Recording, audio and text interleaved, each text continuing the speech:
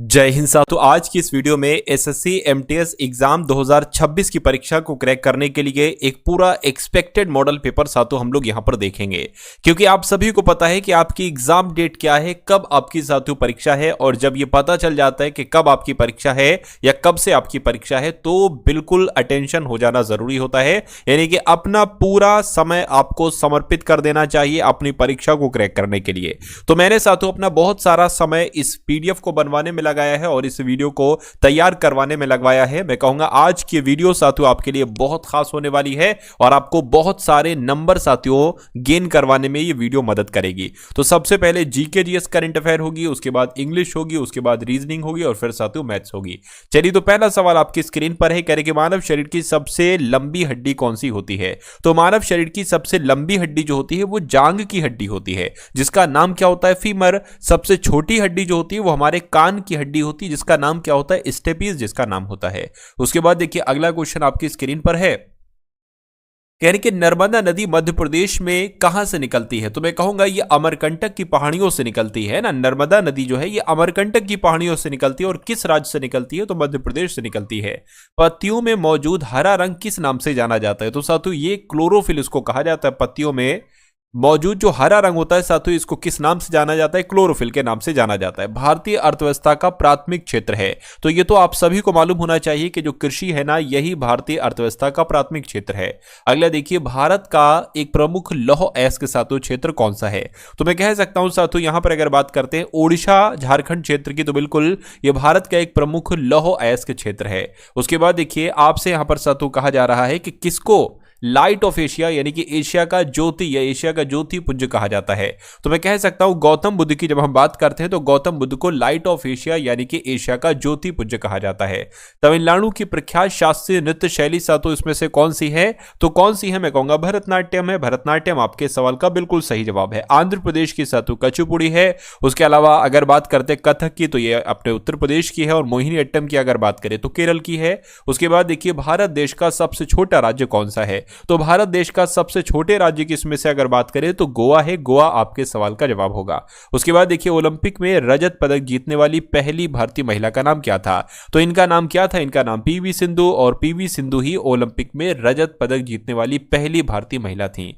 उसके बाद देखिए निम्नलिखित में से कौन से स्थल पर 1920 में भारतीय राष्ट्रीय कांग्रेस की बैठक हुई थी। तो देखिए 1920 में जो अधिवेशन हुआ था वो पता कहां पर हुआ था भारतीय राष्ट्रीय कांग्रेस का, वो नागपुर में हुआ था। नागपुर अधिवेशन आपके सवाल का बिल्कुल करेक्ट आंसर है। उसके बाद देखिए कह रहे कि श्रीलंका में गृह युद्ध कब समाप्त हुआ।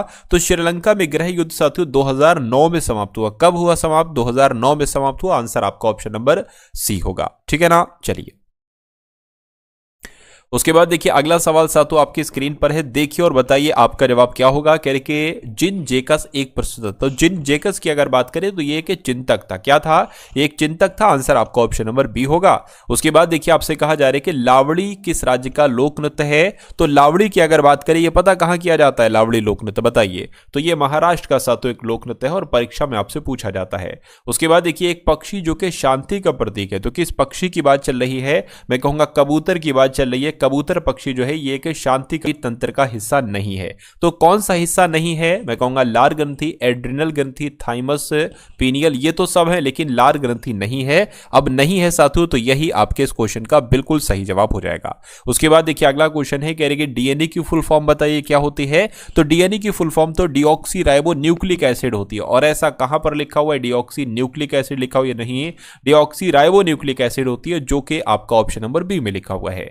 उसके बाद देखिए आर्किटेक्चर की जड़ने की तकनीक पिएट्रा ड्यूरा निम्नलिखित में से किस स्मारक में पाई जाती है। तो किस स्मारक में पाई जाती है, ताजमहल में पाई जाती है। आर्किटेक्चर की जड़ने की तकनीक पिएट्रा ड्यूरा जिसका नाम है, ये किस स्मारक में पाई जाती है। तो ये ताजमहल में पाई जाती है। नमक का रासायनिक नाम आपसे पूछा जा रहा है। तो मैं कहूंगा सोडियम क्लोराइड की अगर बात करें तो ये क्या है, ये नमक का रासायनिक नाम है। आंसर आपका ऑप्शन नंबर डी होगा। उसके बाद देखिए अगला क्वेश्चन है, कह रहे कि जीएसटी की फुल फॉर्म आपसे पूछी जा रही है। मैं आपसे पूछता हूं कि जीएसटी को कब लागू किया गया, एक बार कमेंट सेक्शन में मुझे बताइए। और जीएसटी की फुल फॉर्म की अगर बात करते हैं तो ये मैं आपको बता देता हूं, गुड्स एंड सर्विस टैक्स होती है। और ऐसा कहां पर लिखा हुआ है? ऐसा ऑप्शन नंबर सी में लिखा हुआ है। उसके बाद देखिए अगला क्वेश्चन है, इंग्लिश चैनल तैरकर पार करने वाली पहली भारतीय महिला कौन है? तो कौन है साथी? आपको याद रखना है, आरती साहा इनका नाम है और इंग्लिश चैनल पार करने वाली पहली भारतीय महिला है आरती साहा। आंसर आपका डी होगा। एक पुस्तक है इंडिया 2020, तो ये किसके द्वारा लिखित है? मैं कहूंगा ये डॉक्टर एपीजे अब्दुल कलाम के द्वारा लिखित है। सही जवाब आपका ऑप्शन नंबर ए होगा। भारतीय जनतंत्र के संदर्भ में इनमें से कौन सा कथन सही है, ये आपसे पूछा जा रहा है। लोगों को अपने प्रतिनिधियों को चुनने की अनुमति देता है। बिल्कुल साथियों, जनतंत्र का मतलब क्या है? लोग अपने प्रतिनिधि को खुद चुन सकते हैं, यही इसका मतलब होता है। तो यही आपके सवाल का जवाब होगा। कहने के हाल ही में किसे राष्ट्रीय धन्वंतरी आयुर्वेद पुरस्कार से सम्मानित किया गया है? तो किसको सातु किया गया है? मैं कहूंगा भावना पाराशर को किया गया है, बनवारी लाल गौर को किया गया है, ईटी नीलकंठन मूंस को किया गया है। यानी कि मैं कहूंगा इन सारे के सारे व्यक्तियों को राष्ट्रीय धन्वंतरी आयुर्वेद पुरस्कार से सम्मानित किया गया है। उसके बाद देखिए कह रहे कि 69वां धम्म चक्र प्रवर्तन दिवस साथियों मनाया गया है। तो पता सातु कहां पर मनाया गया है? ये महाराष्ट्र में मनाया गया है। महाराष्ट्र आपके इस क्वेश्चन का जो होगा वो बिल्कुल सही और सटीक जवाब हो जाएगा। सातों आपका जो एग्जाम स्टार्ट है सातों एसएससी एमटीएस का 4 फरवरी से जो आपका पेपर है, उस पेपर को अगर आप वाकई में 100% सातों क्रैक करना चाहते हैं तो मैं आपके लिए कुछ पीडीएफ लेकर आया हूं।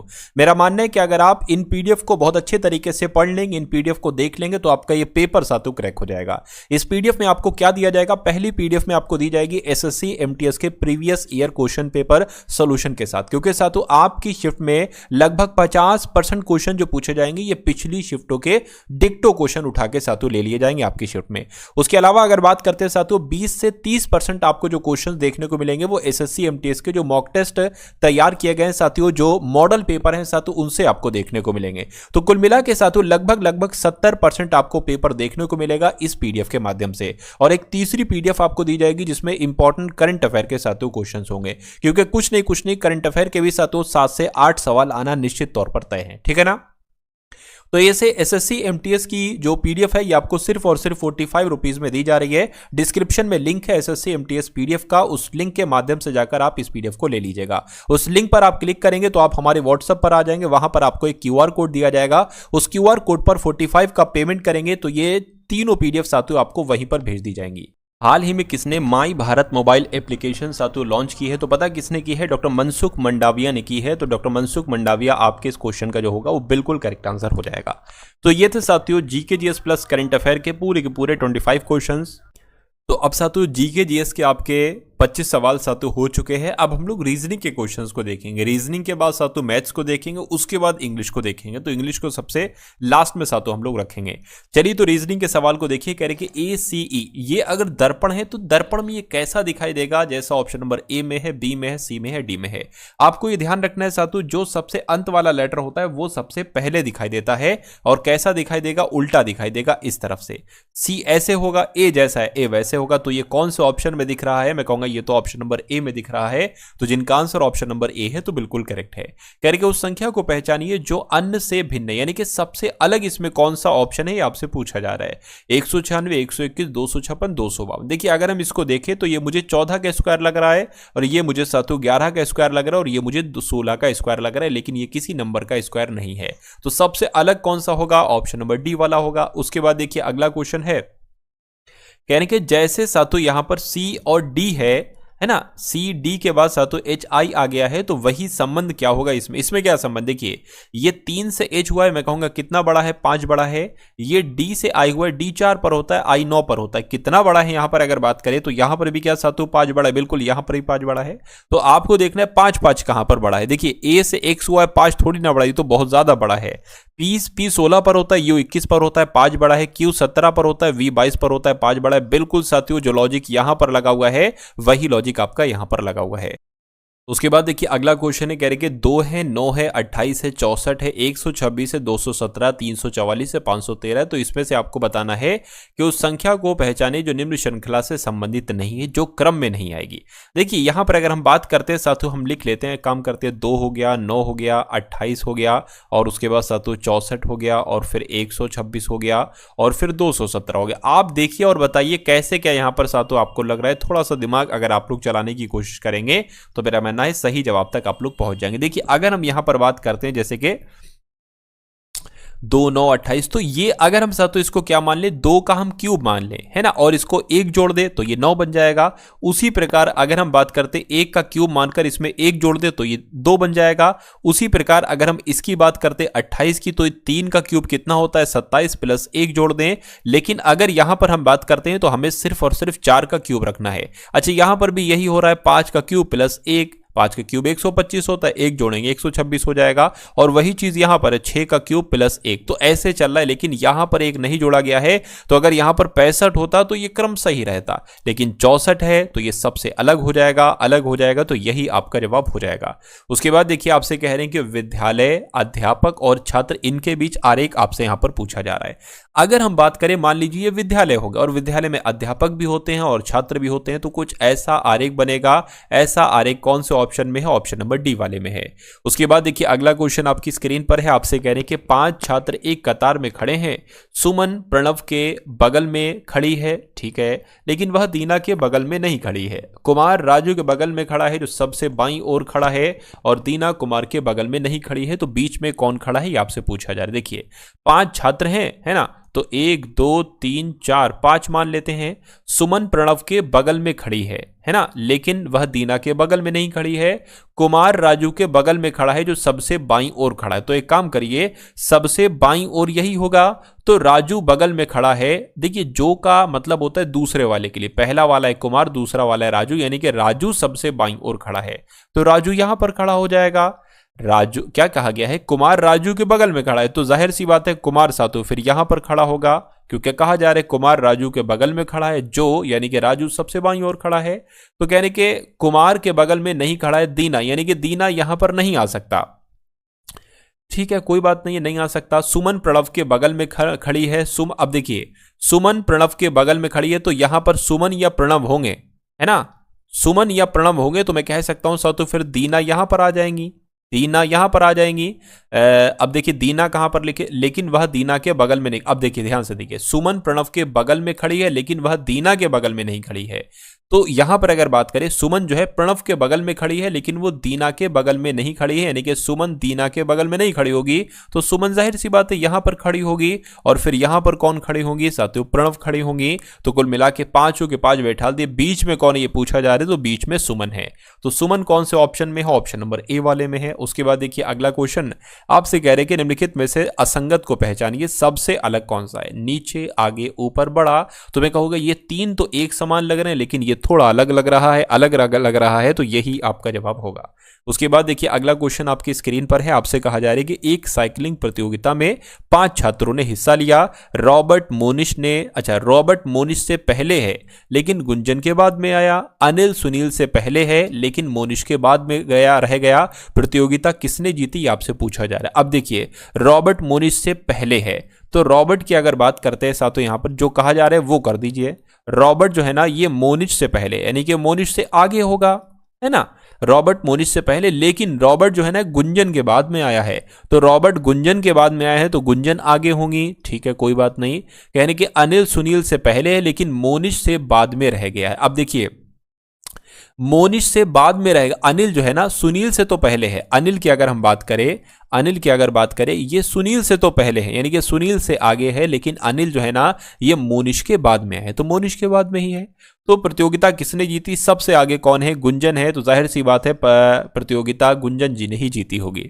उसके बाद देखिए अगला क्वेश्चन आपकी स्क्रीन पर है, आपसे कहा जा रहा है, ये क्या है साथियों, जी बराबर 7 है। अच्छा ये डी जो है ना ये यहां पर आ गया, तो डी बराबर 7 है, सॉरी डी बराबर 4 है, जी बराबर 7 है। तो गार्डन के लिए क्या साथ होगा, ये आपसे यहां पर पूछा जा रहा है, आप लोग मुझे बताइए। देखिए अगर जी की बात करते हैं तो 7 है, ए की बात ए है, 18 पर आता है, डी 4 पर आता है, ई 5 पर आता है, इन 14 पर आता है। ऐसा तो नहीं, इनको जोड़कर साथियों बनाया गया है, क्योंकि ये तो सिंगल नंबर है। 7 8 हो जाएगा, है ना, 8 और 4 12 हो जाएगा, ठीक है ना, 12 और 18 कितना हो जाएगा, 30 हो जाएगा, 30 आपका 35 हो जाएगा, 35 और 15 कितना हो जाएगा साथियों, 49 हो जाएगा। तो 49 कौन से ऑप्शन में है, 49 आपका ऑप्शन नंबर डी वाले में। तो जिनका आंसर ऑप्शन नंबर डी है तो बिल्कुल करेक्ट है। निम्नलिखित में से असंगत युग्म को पहचानिए, कौन सा आपको असंगत लग रहा है साथियों, फटाफट आप लोग मुझे बताइए। चलिए देखिए, मिस्र की अगर बात करते हैं साथियों, मिस्र की राजधानी यहां पर बात करें तो कैरो मिस्र की राजधानी हो जाएगी। इटली की राजधानी रोम हो जाएगी। इराक की मुद्रा होती है साथियों दीनार, है ना, इराक की राजधानी दीनार नहीं होती है। तो उसके अलावा ग्रीस की राजधानी की बात करें एथेंस होगी, तो इसमें तो मुद्रा आ गई है, तो ये सबसे अलग हो जाएगा और यही आपका जवाब हो जाएगा। उसके बाद देखिए, कथन और निष्कर्ष पर आधारित आपके सामने सवाल है। आपसे कह रहे कि कुछ गुड़िया फूल हैं, तो मान लेते साथियों ये क्या हो गई, ये गुड़िया हो गई, और कुछ गुड़िया फूल है, मान लेते इतनी गुड़िया जो है ना ये फूल हो गई। यानी कि कोई भी पेड़ गुड़िया नहीं, यानी कि गुड़िया की अगर बात करें तो कोई भी पेड़ गुड़िया नहीं होगा और कोई भी गुड़िया पेड़ नहीं होगी। इतनी बात क्लियर है। अब निष्कर्ष देखिए और बताइए कौन सा सही है। कोई गुड़िया पेड़ नहीं है, बिल्कुल कोई गुड़िया पेड़ नहीं और कोई पेड़ गुड़िया नहीं, ये बात तो बिल्कुल सही है। कुछ फूल पेड़ हैं, कुछ फूल पेड़ हैं, इनके बारे में हमें जानकारी नहीं है, तो ये आपका गलत हम मान लेंगे। तो मैं कह सकता हूं केवल आपका ऑप्शन नंबर डी यानी कि केवल निष्कर्ष ए का अनुसरण करता है। ऐसा कहां लिखा है, ऐसा आपका ऑप्शन नंबर डी में लिखा हुआ है। उसके बाद देखिए अगला क्वेश्चन है, कह रहे कि यदि P Q से 40% कम है तो Q P से कितना प्रतिशत अधिक होता है। देखिए ऐसा सवाल आता है, P और Q की जगह दो लोगों के नाम लिखे हो सकते हैं, कुछ भी हो सकता है। तो अगर इस टाइप का क्वेश्चन आ जाए कि ये इससे इतना कम है तो बताइए वो उससे कितने प्रतिशत अधिक होगा, तो उसमें आपको कुछ नहीं करना होगा। ये एक नंबर लिखा होगा, यहां पर कुछ भी हो सकता है और यहां पर कम भी लिखा हो सकता है और यहां पर साथों अधिक भी लिखा हो सकता है। अगर यहां पर अधिक लिखा होगा तो यहां पर कम लिखा होगा और अगर यहां पर कम लिखा होगा तो यहां पर अधिक लिखा होगा। कुछ नहीं आपको करना है, ये जो प्रतिशत लिखा है आपको वो प्रतिशत लिखना है और उसके बाद 100 से आपको गुणा करानी है। अब नीचे का मैटर क्या होगा ये देखिए, अगर ये 40% कम लिखा होगा तो आप 100 माइनस 40 कर देना, यानी कि 100 माइनस 40 करेंगे तो 60 आ जाएगा। लेकिन अगर यहां पर लिखा होता 40% अधिक तो आप 140 कर देते, यानी कि अगर कम लिखा होगा तो 100 में से ये नंबर घटाना है, अधिक लिखा होगा तो साथों आपको वो प्लस नंबर जोड़ देना है। तो इसको कैलकुलेट कर लिए, आपका आंसर साथों निकल आएगा। 0 से आपका 0 कैंसिल हो जाएगा, 2 और ये 3 आ जाएगा। ये आपका इधर 200/3 आ गया, इसको कट करेंगे तो 3 छंग 18 हो जाएगा। फिर से साथियों 3 छंग 18 हो जाएगा, कितना होगा, फिर से 3 छंग 18 हो जाएगा और ऐसा ही आता रहेगा। तो 66.66 आपके सवाल का जो होगा वो बिल्कुल सही जवाब हो जाएगा, ठीक है ना। और ऐसा कहां पर लिखा हुआ है, ऐसा आपका ऑप्शन नंबर डी में लिखा हुआ है। उसके बाद देखिए अगला क्वेश्चन आपकी स्क्रीन पर है, देखिए और बताइए आपका जवाब साथियों यहां पर क्या हो सकता है।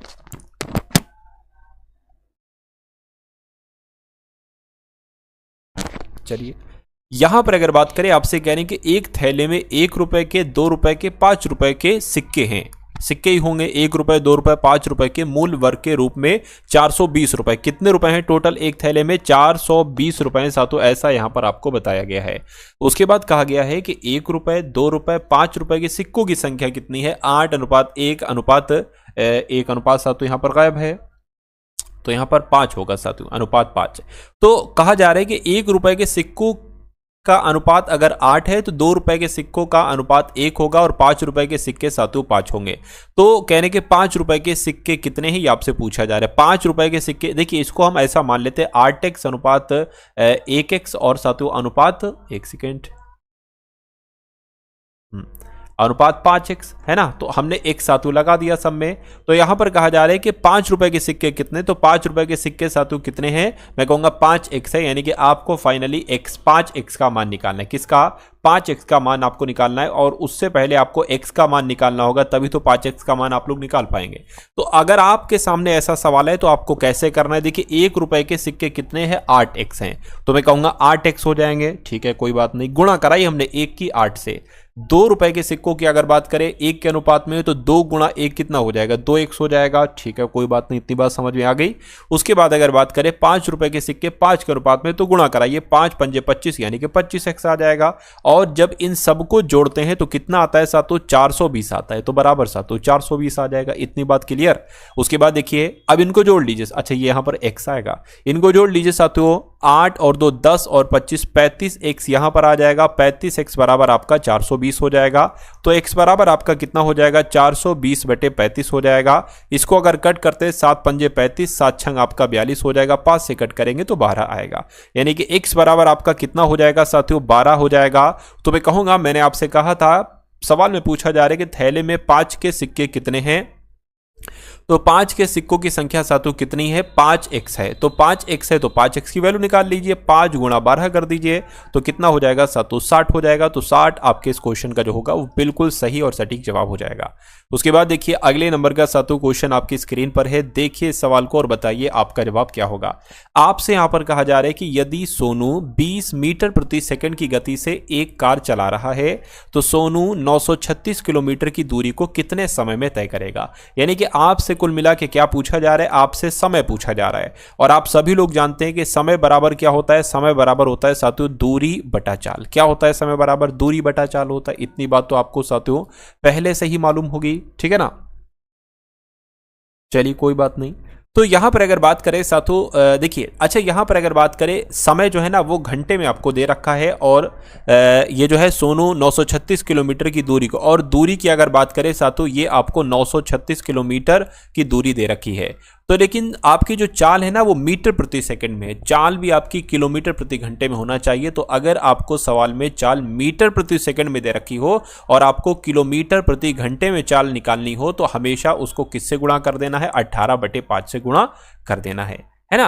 अगर आपको चाल किलोमीटर प्रति घंटे में दे रखी हो और मीटर प्रति सेकंड में बदलना हो तो चाल को 5/18 से गुणा कर देना है। तो इसको कैलकुलेट कराइए, 5 चौक 20 और 8 जो कितने हो जाएंगे साथियों? 72 हो जाएंगे, ठीक है ना। इतनी बात साथियों क्लियर है। तो चाल आपकी कितनी निकली साथियों? चाल जो आपकी निकली है 72 किलोमीटर प्रति घंटा निकली है। तो आपके सामने दूरी है, आपको चाल भी पता है, तो समय तो निकालना बहुत आसान है। इसको कैलकुलेट करा दीजिए। 12 छंग आपका 72 हो जाएगा और कितने साथियों? 12 से इसको कट कराएं, 12 सत्ते 84 हो जाएगा, ज्यादा हो जाएगा। फिर एक काम करिए इसको छोटा छोटा कट कराइए, 2 से अगर कट कराएं तो 2 3 6 आपका हो जाएगा, 2 छंग आपका 12 हो जाएगा, 2 चौक 8, 2 छंग 12, 2 अट्ठे 16। फिर से 2 से कट कराएं तो 18 आ जाएगा और 2 से 2 दूना 2 3 2 4 हो जाएगा। और अगर फिर से सातों 9 आ जाएगा, 2 से कट कराएं, 2 एकम 2 सत्ते हो जाएगा। क्या ये 9 से पूरा कटेगा? देखिए 9 एकम 9 और 9 3 27, बिल्कुल सातों 13 घंटे का आपका समय लगेगा। और 13 घंटे का समय कहां पर लिखा हुआ है? ऑप्शन नंबर ए में लिखा हुआ है। तो जिनका आंसर ऑप्शन नंबर ए के साथ है मैं कहूंगा आंसर आपका बिल्कुल करेक्ट हो जाएगा भाई। बहुत बढ़िया, वेरी गुड क्लास। चलिए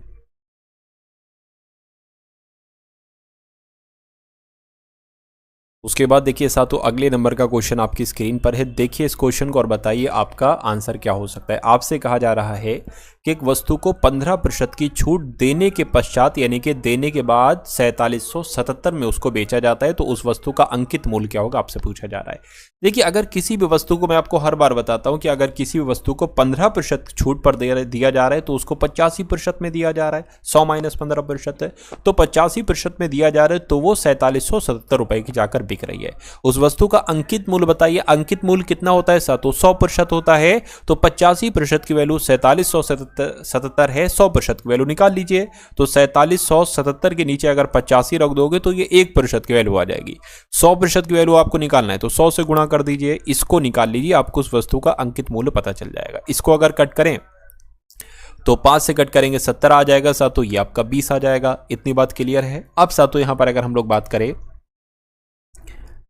अब साथियों इसको 17 से आप क्या कर दीजिए, 17 से यहां पर आप इसको साथियों कट कर दीजिए, है ना। चलिए तो 17 दूना कितना कर देते साथियों? 17 दूना आपका 34 हो जाएगा, है ना। 17 दूना 34 हो जाएगा। अब इधर कितना निकलेगा? 6 वो और 7 वो, तो 13 हो जाएगा यानी कि 137 हो जाएगा। तो 17 अट्ठे लगभग कितना होता है साथियों? 136 होता है, ठीक है। अब ये 137 से एक जाएगा, ये 17 हो जाएगा, 17 कम 17 हो जाएगा। तो 281 की गुणा 20 से करा लीजिए। तो करा लेते हैं साथियों, 2 एकम 2, 2 अट्ठे 16, 2 दूना 4 और 1 5 यानी कि 5620 आपके इस क्वेश्चन का जवाब होगा। 5620 रुपए उस वस्तु का अंकित मूल्य होगा। आंसर आपका जो जाएगा वो ऑप्शन नंबर सी के साथ जाएगा। उसके बाद देखिए अगला क्वेश्चन साथियों आपकी स्क्रीन पर है। देखिए सवाल को और बताइए आपका जवाब क्या होगा। आपसे यहां पर साथियों क्या कहा गया है? आपसे कहा गया है कि दो वस्तुओं का मूल्य 3 और 2 के अनुपात में है। यानी कि अगर एक वस्तु 3 रुपए की है तो दूसरी वस्तु 2 रुपए की होगी। कह रहे कि पहली वस्तु के मूल्य में 40% की वृद्धि हो जाती है, यानी कि 40% बढ़ाई जाती है, और दूसरी वस्तु के मूल्य में 1% घटाया जाता है। यदि दोनों वस्तुओं का नया मूल्य का अनुपात जो आएगा वो 7:3 आ जाएगा तो x का मान आपसे पूछा जा रहा है, इसका मान आपसे पूछा जा रहा है। देखिए अगर हम मान लेते साथियों पहली वस्तु का मूल्य 3 है, अगर इसका 40% बढ़ाया जाता है यानी कि 140% हो जाएगा। कितना? 140% हो जाएगा, ठीक है। उसके बाद अगर बात करते हैं साथियों, अच्छा 140% कहा गया तो ये नीचे 100 आ जाएगा। और दूसरी वस्तु का मूल्य कितना है साथियों, यहां पर अगर बात करें तो 2 है और इसमें x% घटा दिया जाता है। तो जब x% घटा दिया जाता है, देखिए ये 40 था तो हमने 100 + 40 किया, ये x है तो साथियों हम क्या करेंगे 100 - x करेंगे, है ना, 100 - x करेंगे और बटे 100 लगाएंगे। तो इस 100 से ये 100 आपका कैंसिल हो जाएगा। आपके सामने क्या आ जाएगा 3 × 140 बटे 2 × 100 - x बराबर क्या आ जाएगा। अच्छा यहाँ पर कहा गया है कि जब इतना इतना बढ़ाया जाता है और इसमें इतना घटाया जाता है तो दोनों वस्तुओं का जो अनुपात आता है वो 7:3 आता है। तो 7/3 सातु आप ऐसे लिख लेंगे। उसके बाद अगर बात करें अब सातु क्या करना है, कुछ भी नहीं करना है, अब कैलकुलेशन सातु इनकी करा लीजिए, है ना। तो एक काम करें सातु, अगर हम इसको बात करें तो ये 2 की गुणा 100 से हो जाएगी तो 200 माइनस और 2 की गुणा 1 से हो जाएगी तो 200 - 2x हो जाएगा। तो इसको यहीं पर लिख लें साथियों 2x 200 - 2x 200 - 2x 200 - 2x हमने लिख लिया। अब क्या क्रॉस मल्टीप्लाई साथियों आप लोग करा लीजिए। तो 3 की गुणा इधर हो जाएगी, 3 × 9 यानी कि 3 × 9 × 140 हो जाएगा बराबर आपका ये 7 जो है ना वो इधर आ जाएगा और ये साथियों इधर आ जाएगा 200 पूरा 200 - 2x आपका जो है ना वो इधर को आ जाएगा। अब क्या करिए सातु इनको कैलकुलेशन सातु करा लीजिए, बस कोई दिक्कत नहीं है। 7 से अगर कट करें तो ये 20 आ जाएगा, 9 दूना 18 यानी कि 180 हो जाएगा। तो 180 बराबर 200 - 2x आ चुका है। तो ये 200 सातु इधर आ जाएगा, है ना, 200 इधर आ जाएगा तो 180 माइनस का 200 और बराबर माइनस का 2x आ गया है। 200 में से 180 जाएगा तो माइनस का 20 बचेगा बराबर माइनस का 2x है। माइनस से माइनस कैंसिल हो जाएगा। x बराबर सातु क्या आ जाएगा 20/2 आ जाएगा। कट करोगे तो x बराबर सातु 10 आ जाएगा। तो आपसे x का मान पूछा जा रहा था, x का मान निकल गया है सातु 10 है। और 10 कौन से ऑप्शन में है, 10 आपका ऑप्शन नंबर डी वाले में है।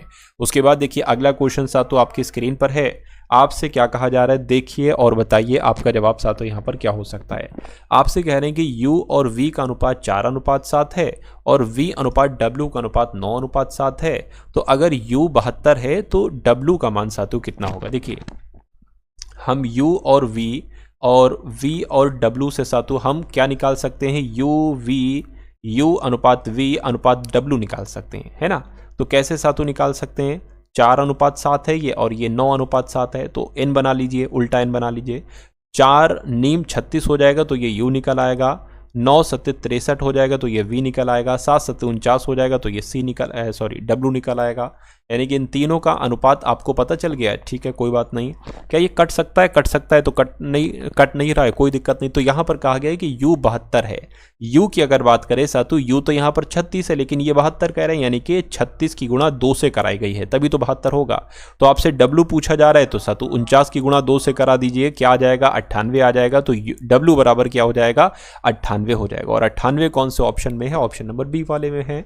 उसके बाद देखिए अगला क्वेश्चन सातु आपकी स्क्रीन पर है। आपसे कहा जा रहा है कि एक राशि साधारण ब्याज पर 5 वर्षों में 10,650 तथा 6 वर्षों में 6 होगा सातों तथा 6 वर्षों में 11,076 हो जाती है तो राशि क्या है। तो कभी भी अगर आपके सामने ऐसा सवाल है कि कोई साधारण ब्याज पर कोई राशि है, साधारण ब्याज पर 5 वर्षों में इतनी हो जाती है और 6 वर्षों में इतनी हो जाती है, यानी कि इन दोनों के गैप 1 साल का गैप हो, तो हम क्या करेंगे, हम 6 को 5 में से घटाएंगे और हम ये देखेंगे कि 1 वर्ष का साधारण ब्याज कितना निकलेगा। क्या 1 वर्ष का क्योंकि इन दोनों को अगर घटाओगे ना 11,076 में से 10,650 तो 1 वर्ष का साधारण ब्याज आपको पता चल जाएगा और वो बहुत काम की चीज़ होगी। तो 1 वर्ष का साधारण ब्याज कैसे निकालेंगे, 11,076 में से आप 10,650 को सातों घटा दोगे तो कितना बच जाएगा। अगर बात करते कितना बच जाएगा सातों 6 2 4 426 बच जाएगा। तो यहाँ पर कहा गया है कि 5 वर्षों में इतनी हो जाती है। ये मिश्रधन है साथियों, क्या है ये मिश्रधन है। तो 1 वर्ष का साधारण ब्याज इतना है। तो अगर हम यहाँ पर देखें 5 वर्षों का साधारण ब्याज कितना हो जाएगा तो 5 से गुणा करा लीजिए आप लोग, है ना। तो 5 से इसकी गुणा कराइए, 5 छंग आपका कितना हो जाएगा 30 हो जाएगा, 3 लग जाएगा, 5 दूना 10 और 1 13 हो जाएगा, 5 चौक 20 और 1 21 हो जाएगा। यानी कि इसमें से अगर आप 2100 क्या साथियों इसमें से 10,650 में अगर आप 2130 घटा देते हैं तो आपको वो राशि मिल जाएगी। क्योंकि देखिए आपको भी पता है ये मिश्रधन है और मिश्रधन ए होता है और ये सातु क्या होता है, मूलधन और साधारण ब्याज से मिलकर बना होता है। तो मूलधन आपसे पूछा जा रहा है, राशि आपसे पूछी जा रही है, तो इसमें से जरा घटाइए इसको, 10,650 में से 2130 को साथियों घटाइए, 0 आ जाएगा, 2 आ जाएगा, 5 आ जाएगा, 8 आ जाएगा, तो 8520 बचेगा।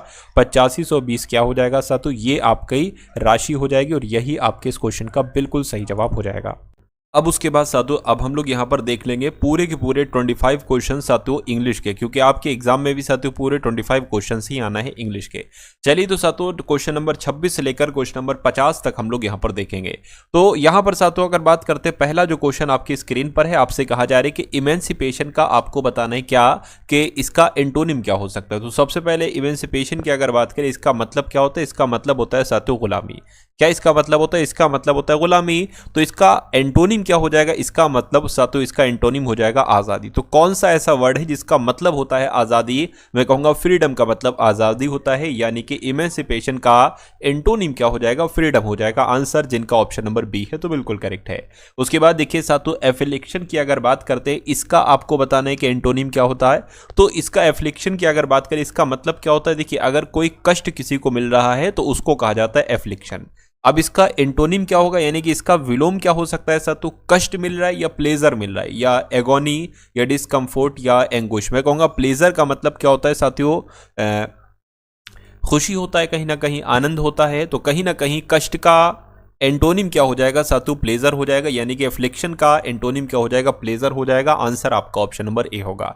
उसके बाद देखिए 1950 is a year in which India became a Republic, ये आएगा या एन आएगा या द आएगा, मैं कहूंगा यहां पर साथियों द आएगा, यानी कि 1950 is the year in which India became a Republic. उसके बाद देखिए ईडियम आपको दे रखा है साथियों कि to jump on the bandwagon. तो इसका मतलब क्या होता है साथियों, सबसे पहले आपको यह बताना है, इसका मतलब होता है जैसा देश वैसा भेष। क्या, जैसा देश वैसा भेष, ठीक है कोई दिक्कत नहीं, जैसा देश वैसा भेष इसका मतलब होता है। तो ऑप्शन में कौन से ऑप्शन का मतलब होता है जैसा देश वैसा भेष है। तो to talk a calculated risk नहीं, टू फॉलो पॉपुलर ट्रेंड्स, बिल्कुल साथियों ये हो सकता है।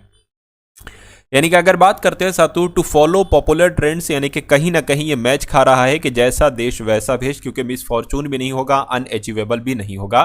तो आंसर आपका ऑप्शन नंबर बी होगा। उसके बाद देखिए अगला क्वेश्चन आपकी स्क्रीन पर, select the most appropriate word to fill in the blanks, यानी कि आपसे यहां पर कहा जा रहा है द जज फाउंड हिम ऑफ मर्डरर, है ना। चलिए कोई दिक्कत नहीं है। तो जज साहब ने उसे पा लिया, क्या पा लिया साथियों, उसको हत्या का जो है दोषी उसको पा लिया। तो कुल मिला के यहां पर कहीं पर एक खाली जगह होना चाहिए साथियों, जो कि नहीं है।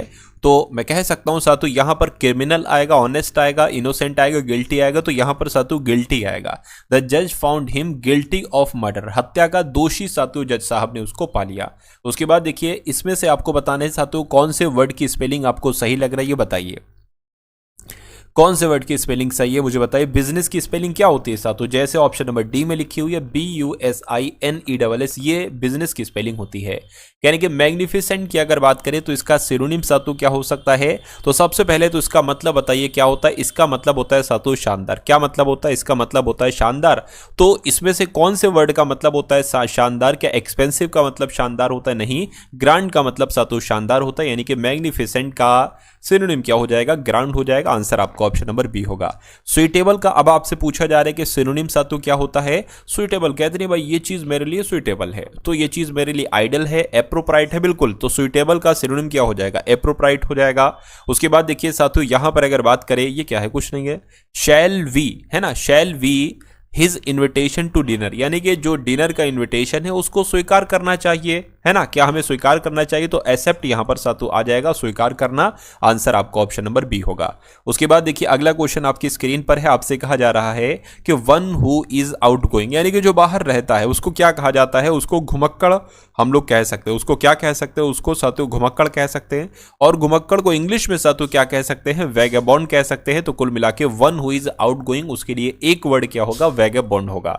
उसके बाद देखिए ए disease that is prevalent in a particular area, यानी कि एक ऐसी बीमारी जो किसी पार्टिकुलर एरिया में प्रचलित है या हो, है ना। तो उस बीमारी को क्या कहा जाता है, ये आपसे कुल मिला के पूछा जा रहा है। उसको एंडेमिक कहा जाता है। क्या कहा जाता है, एंडेमिक कहा जाता है। आंसर आपका ऑप्शन नंबर सी होगा। कह रहे कि इसमें से स्पेलिंग बताइए, कौन से वर्ड की स्पेलिंग सही है। तो चेंजेबल कैसे लिखा जाता है, मैं कहूंगा जैसे ऑप्शन नंबर डी में लिखा हुआ है, चेंज अलग एबल अलग, ऐसे लिखा जाता है। उसके बाद देखिए, one who studies and cares about environment, यानी कि जो स्टडीज करता है इन्वायरमेंट की, उसके लिए सातो एक वर्ड क्या हो सकता है, तो उसको सातो इकोलॉजिस्ट कह सकते हैं। क्या कह सकते हैं, इकोलॉजिस्ट कह सकते हैं। ये आपको याद रखना है।